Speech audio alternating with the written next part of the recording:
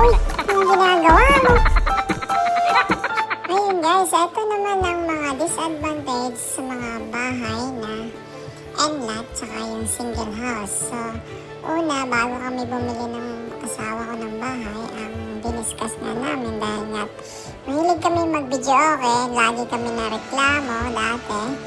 So, napapulis pa kami dahil nga't maingay. Kaya ang nag-decide kami na kumuha ng bahay na medyo nga malayo sa kapitbahay. So, kumuha kami ng end-lot. At yun nga, nakakuha kami ng bahay. Kaya nga lang, eto ang problema mga guys. O, tingnan nyo nga naman, di ba? Ang hirap maglinis pag malaki yung area mo.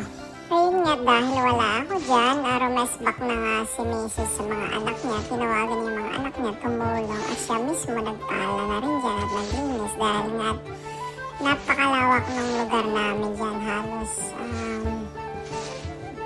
hindi ko masyadong alam. Basta malawak yung area na yan, yung palibot sa bahay namin. Hanggang dun sa daanan na yan sa may school. Katabi kami ng school, kabilang dulo yan. School, kabilang dulo naman is papunta ng garahe ko. Kaya napakalaki ng lilinisin dyan. So, buti na lang at dumating nga si Ivan, dumating din si EJ.